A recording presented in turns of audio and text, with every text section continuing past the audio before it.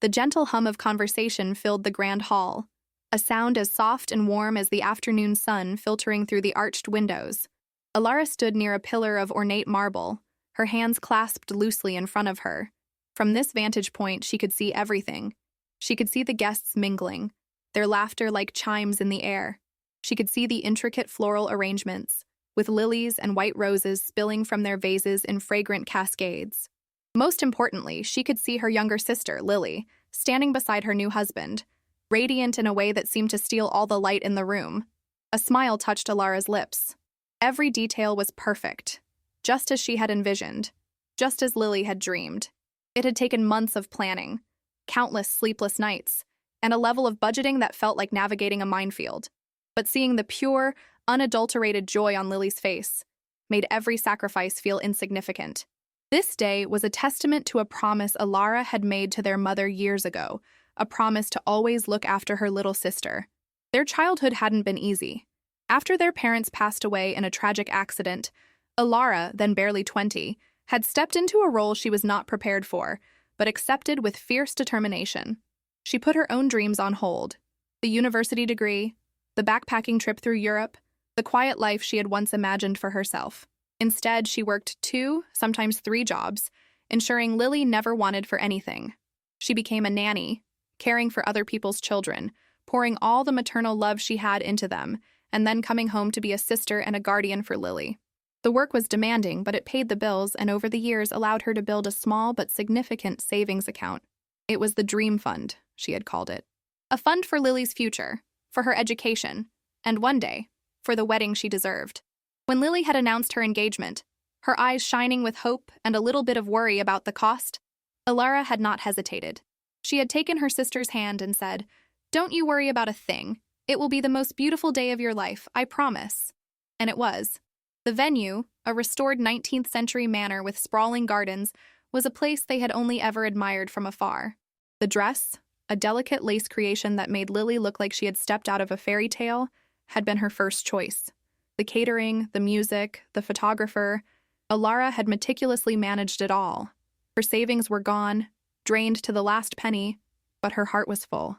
She was so lost in her thoughts, in the quiet satisfaction of a promise fulfilled, that she didn't notice their Aunt Patricia approaching until she was standing right beside her, a glass of champagne in her hand and a critical glint in her eye. Patricia had always been a peripheral figure in their lives, appearing mostly at holidays to offer unsolicited advice and thinly veiled judgments.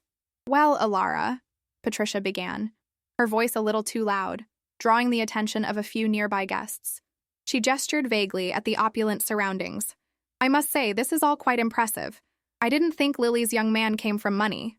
Alara's smile tightened slightly. "It's not his money, Aunt Patricia. They're just starting out. I wanted to help them have a special day." Patricia took a slow, deliberate sip of her champagne, her gaze sweeping over Alara's simple, elegant, but decidedly off-the-rack dress. It was a stark contrast to the designer outfits most of the other guests wore. "You helped? How sweet," she said, her tone dripping with condescension. "Picking out the flowers, was it? Or perhaps you helped address the invitations. It must be nice to have so much free time." Alara felt a familiar heat rise in her cheeks. "I did a bit more than that." "Oh, I'm sure you did," Patricia said with a dismissive wave of her hand. A cruel smile played on her lips as she looked toward a small group of her own friends, raising her voice just enough for them to overhear. "It's wonderful that you could take a day off to be here. Lily is so lucky to have you. After all, you're just a nanny. It's not as if you have any real responsibilities." The words, sharp and cold, cut through the warm air. Just a nanny. The phrase hung there, stripping away the pride and joy Alara had felt just moments before, reducing her years of sacrifice to a simple, insignificant job title. She saw a few of the guests who had overheard Patricia's comment look at her with a mixture of pity and curiosity. The beautiful day, her perfect gift to her sister, suddenly felt tarnished. Alara's heart, which had been so full, now felt heavy with a familiar, weary ache. She opened her mouth to respond, to defend herself, but no words came. What could she say? In that moment, surrounded by the very splendor she had created, she had never felt smaller. For a long moment, Alara simply stood there, frozen.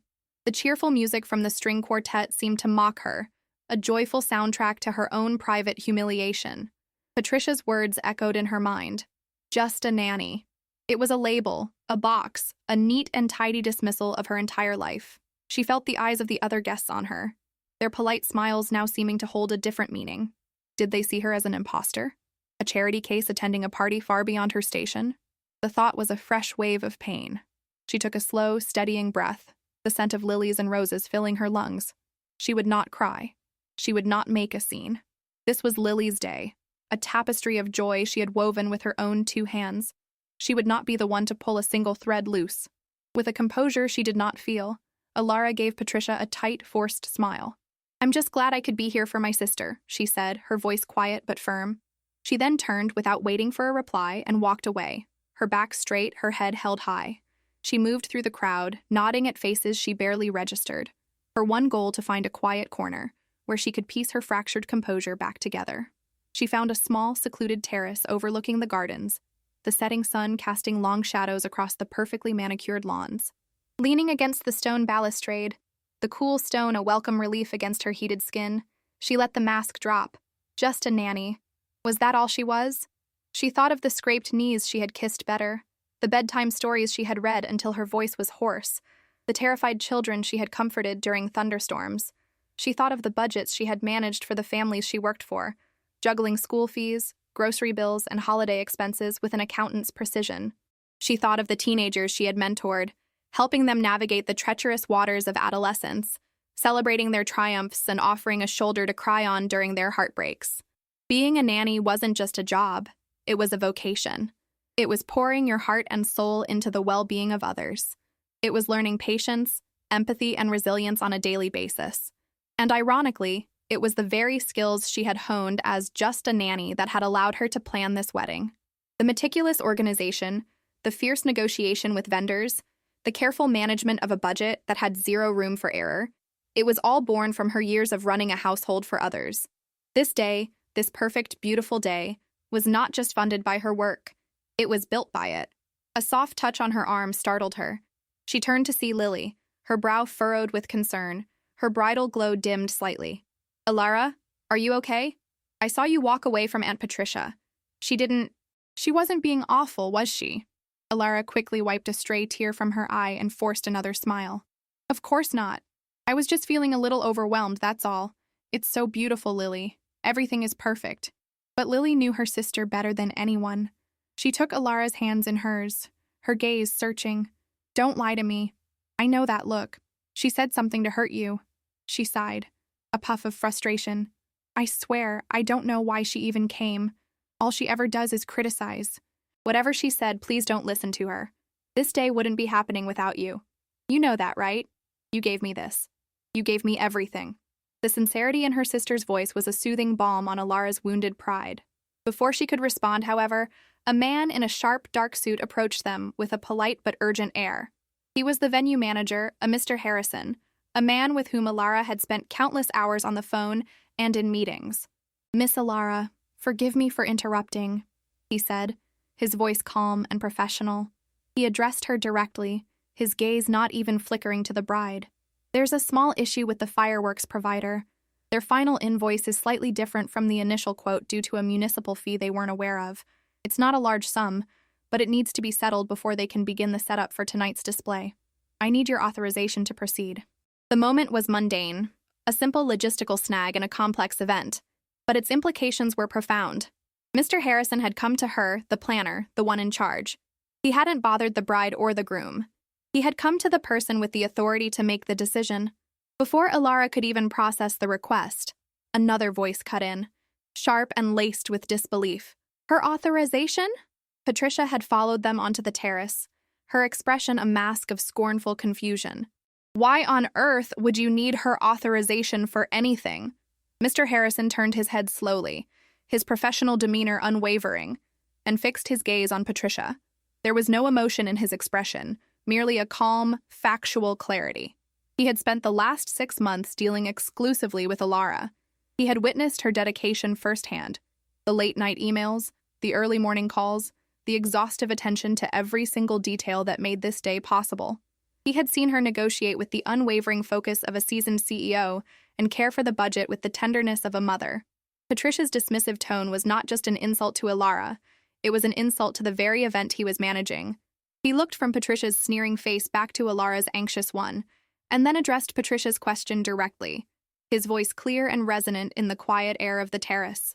"I need her authorization," he said, with a slight deliberate emphasis on the word her, "because Miss Ilara is my client.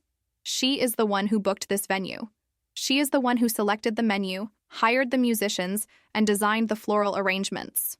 He paused, letting his words sink in, his gaze sweeping over the magnificent scene behind them, the sun-drenched gardens, the elegantly dressed guests, the grand hall itself. Then he delivered the final, irrefutable fact. She paid for all of this. The statement landed with the force of a physical blow. The air on the terrace grew thick and still. The distant melody of the string quartet seemed to vanish. For a moment, there was only a stunned, ringing silence.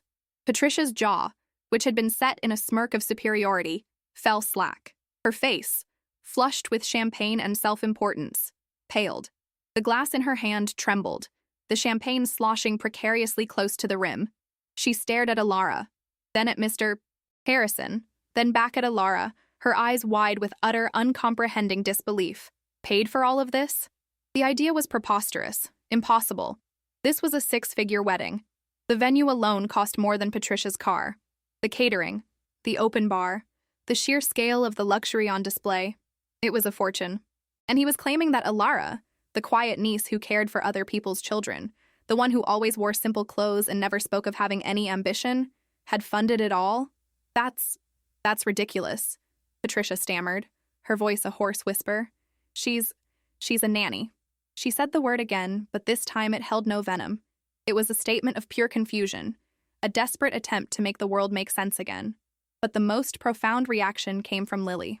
She had been watching the exchange, her initial concern for Ilara turning into confusion. Now, Mr. Harrison's words washed over her, and the truth, in all its staggering weight, settled upon her. She looked at her sister, truly looked at her. She saw the weariness behind the smile, the faint lines of stress around her eyes that had been there for months, which Lily had attributed to the excitement of wedding planning. She thought of how Ilara had brushed off every question about the budget, simply saying, "It's handled." She thought of the dream fund her sister had spoken of for years, a nebulous concept Lily had assumed was a small pot of money for a rainy day. She hadn't understood. She had been so caught up in her own happiness, in the whirlwind of dresses and cake tastings, that she had never stopped to ask, to truly comprehend the magnitude of her sister's gift. All of this, every beautiful detail, was not just a gift. It was a sacrifice. A monumental, life-altering sacrifice. Tears welled in Lily's eyes, but they were not tears of sadness. They were tears of overwhelming gratitude, of love so deep it was painful. "Ilara?" she breathed, her voice choked with emotion. "Is that true? You did all this?" Ilara felt a blush creep up her neck. This was not how she had wanted this to come out. Her gift was supposed to be silent, a quiet foundation upon which her sister's joy could be built. She had never wanted to be the center of attention. "Lily, it doesn't matter," she said softly, trying to wave it away. "All that matters is that you're happy." "It matters to me," Lily insisted, her voice gaining strength. She stepped forward, ignoring their aunt completely, and wrapped her arms around Ilara, holding her tight. "It matters more than anything. Thank you, Ilara. Oh, thank you." Unfazed by the emotional scene unfolding, Mr. Harrison cleared his throat gently. "Miss Ilara," he said, his tone still perfectly modulated, "about the fireworks invoice?" The simple, practical question served as the final, undeniable confirmation of his words. In that moment, Ilara was not just a nanny. She was the patron, the benefactor, the one in charge. She was the one who made the decisions. Patricia could only stand by, speechless and utterly humiliated, as all eyes, Lily's, Mr. Harrison's, and a few curious guests who had drifted onto the terrace, turned to Ilara, waiting for her command. The world seemed to rush back in all at once. The music, the chatter, the clinking of glasses. For a heartbeat, Ilara felt a dizzying sense of vertigo. All her life, she had operated from the shadows, her actions speaking for themselves, never needing a spotlight. Now that spotlight was blinding. But as she looked at her sister's tear-filled eyes and felt the warmth of her embrace, something shifted within her. The shame and embarrassment that Patricia had tried so hard to inflict upon her finally dissolved, replaced by a quiet, steadying sense of self-worth. She drew in a breath, not of anxiety, but of authority. She was the one in charge. Mr. Harrison was waiting for her answer. She gave Lily's hand a gentle squeeze and met the venue manager's patient gaze. "Yes, Mr. Harrison," she said, her voice even and clear. "Please proceed with the payment for the fireworks. Authorize the additional fee. I want to ensure there are no delays. Tonight needs to be perfect." "Of course, Miss Alara," he replied with a respectful nod. "Consider it done." He turned and walked away with the brisk efficiency she had come to admire, leaving the three women alone on the terrace in the aftermath of his bombshell. The silence that followed was heavy with unspoken things. Patricia was the first to break it, though her voice was barely a croak. She looked at Alara, her expression a toxic cocktail of fury, jealousy, and utter humiliation. The power she wielded, the social currency she traded in, was built on a foundation of perceived wealth and status. In a few simple sentences, Mr. Harrison had exposed her as not just cruel, but also comically misinformed. She was a queen without a kingdom, stripped bare in front of an audience. I need some air," she muttered, the excuse flimsy and transparent. She wouldn't apologize. She wouldn't acknowledge her defeat.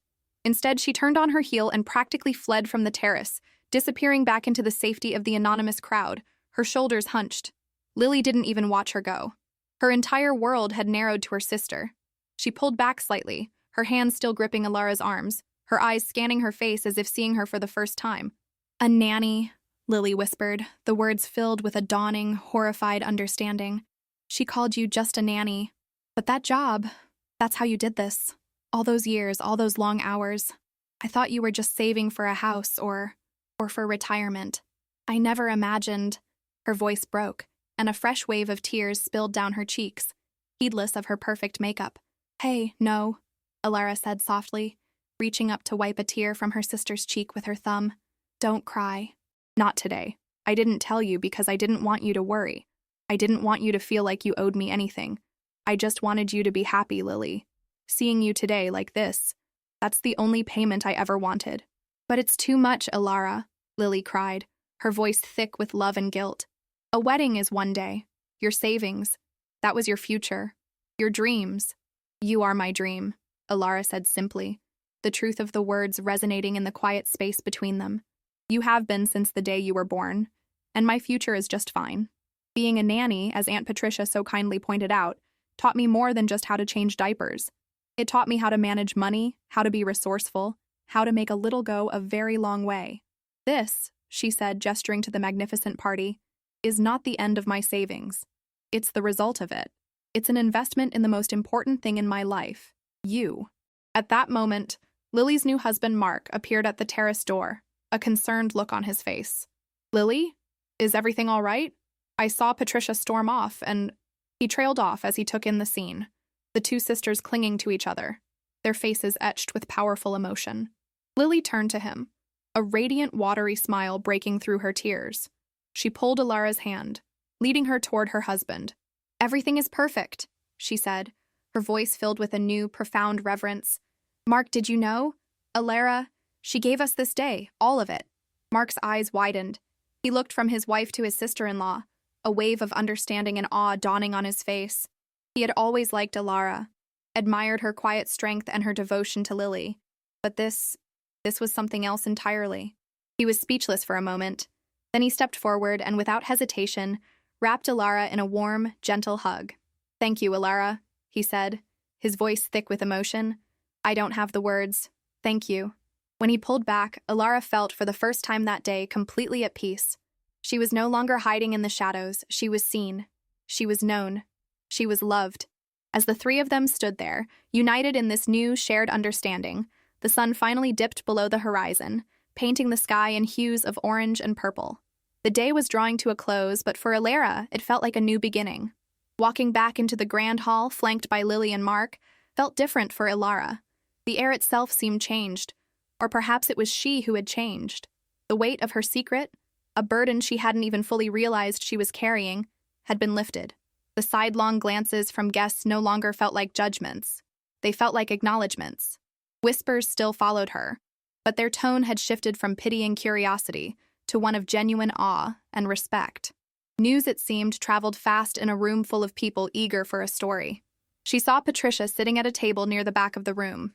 Her aunt was pointedly examining her wine glass, surrounded by an awkward bubble of silence. The friends she had been trying to impress earlier were now engaged in animated conversations with others, their backs turned to her. In her attempt to diminish Ilara, Patricia had only succeeded in diminishing herself. There was no satisfaction for Ilara in seeing this, only a distant, sad understanding that true wealth had nothing to do with the money in your bank account, but with the love in your heart, a currency in which her aunt was utterly bankrupt. Later, as the evening flowed towards its emotional peak, it was time for the speeches. Mark stood up, his hand trembling just slightly as he raised his glass. He spoke beautifully about his love for Lily, his hopes for their future.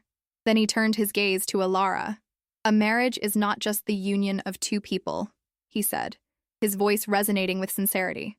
"It's the joining of families. And I can honestly say that I am the luckiest man in the world, not only because I get to marry Lily, but because I get to have Ilara as my sister. Her strength, her generosity, and her incredible love are the foundations upon which this beautiful day was built.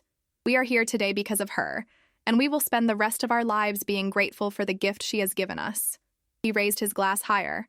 "To Ilara." A chorus of "To Ilara" echoed through the hall. Every eye was on her, and for the first time in her life, she didn't shrink from the attention. She stood, a soft, genuine smile on her face, and nodded her thanks, her heart swelling with a warmth that had nothing to do with embarrassment and everything to do with love. When Lily spoke, her words were simple and direct. She didn't recount the financial details or mention Aunt Patricia. She didn't need to. She just looked at her sister across the room, her love a tangible thing that everyone could feel. "My sister has been my guardian, my protector, my best friend, and my hero my entire life," she said, her voice thick with unshed tears. "Everything I am is because of her. Ilara, I love you more than words can say. Thank you for giving me my fairy tale." As the speeches concluded, the lights in the hall dimmed, and Mr. Harrison's voice came over the sound system, inviting guests to step outside for the evening's final surprise. A collective gasp of delight went through the crowd as they gathered in the cool night air. Ilara stood between Lily and Mark, her sister's head resting on her shoulder. Then, with a deafening boom, the first firework exploded in the night sky, a shower of brilliant gold that illuminated their upturned faces. One after another, rockets ascended, painting the darkness with bursts of sapphire blue, emerald green, and ruby red. It was a spectacular, breathtaking display. The payment for it had been an afterthought, a minor logistical detail, but its meaning was immense. It was the exclamation point on her declaration of love.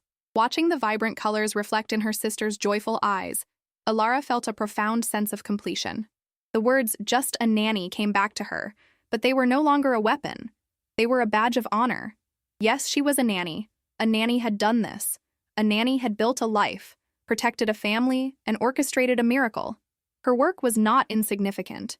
It was essential. It was the quiet, unseen labor that held the world together. In that moment, under a sky exploding with light she had paid for, Ilara understood that her value was not something that could be given or taken away by the careless words of others. It was something she had built herself, with every lullaby she sang, every tear she wiped away, and every sacrifice she had made in the name of love. She had not just paid for a wedding, she had invested in joy itself. And looking at her sister, happier than she had ever seen her, she knew it was the best investment she had ever made.